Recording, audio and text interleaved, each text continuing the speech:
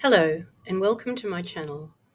My name is Kali, and I combine spiritual wisdom, science, and psychology to help us awaken and evolve to the highest level we can during this lifetime. And today we're going to be talking about what is shadow work and how do we do it. So, a good place to start is to ask, what is our shadow side? Carl Jung defined it as dark aspects of the human psyche that the individual's ego finds unacceptable. Jung believed that these unacceptable parts of ourselves are relegated to the unconscious, and so these urges, desires, memories, or beliefs are buried by the mind in order to protect itself. And he believed that bringing these things to the surface, bringing them to light, can allow them to be dealt with directly and overcome. Instead of looking at them and addressing them, we can sometimes push them down into our subconscious so that we don't have to look at them. But when this happens, two negative consequences come about. Firstly, it takes a lot of energy to push something out of our consciousness and deliberately not look at it. And so this energy is taken up with pushing something down, sweeping it under the carpet, so to speak. It's like holding a beach ball down under the water. It takes energy. So that energy is not available to you in your everyday life. The second thing is that when we hide something away that we're frightened of, we don't like, it tends to grow in our mind. It tends to grow bigger rather than get smaller. So if you don't address your shadow side, it will become stronger, and this will hold you back in life and also damage your own self-love and your own self-esteem. I think it's important to note that sometimes our shadow side has some truth to it. We may be born with a certain predisposition to do something that is negative and that we don't like. Other times, though, somebody may project a false shadow side onto you that you don't even own.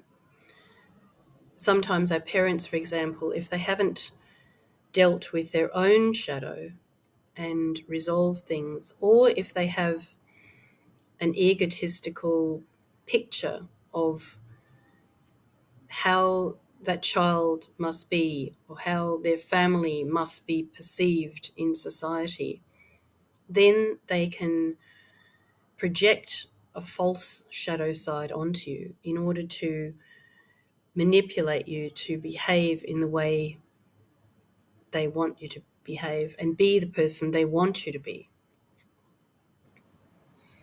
We can start to identify the shadow side by looking at negative emotions such as shame is a big one, or fear, and then looking at also behaviors that we might have that get us into trouble a lot of the time. Focusing on these things will help you identify your own shadow side. So how do we face and resolve our shadow side? Firstly, I'll say that there's no reason to be frightened of your shadow or to hate it. It is a part of yourself that has developed naturally for many reasons. And if you have compassion for yourself and trust that facing your shadow will teach you many things, and ultimately, as you resolve these things, it will help you to grow and evolve in a positive way.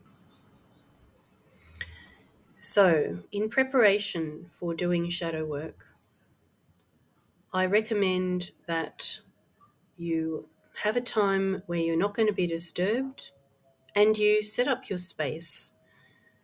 You can light a candle, do cleanse, energize, protect that I've talked about in another video. Do these things on yourself as well. And then ask for help from your spirit guides, angels, source energy, so that you can be supported. You're not doing this totally on your own. Then gradually let your mind recede to the background and bring your wisdom and your divine self to the front of your consciousness. And then you can just sit, be still and present in that divine wisdom, and look at these things, the negative emotions, the negative behaviors, identify them honestly. And you can journal as you're doing this, write down what you've identified, and then start to look at the causes. Where did this come from? When you have looked at that as much as you can, then allow these things to come into your direct consciousness, so they're no longer buried, and decide which things you want to diminish and which sides you want to enhance. The sides of yourself that you want to reduce, you can start to let go of those things. From this divine space, you make a commitment to yourself that you're going to start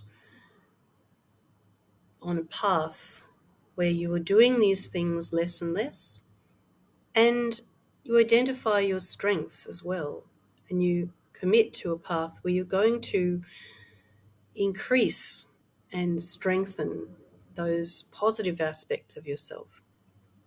In this way, the shadow side can diminish gradually. So be patient with yourself. You're not going to do this in one session.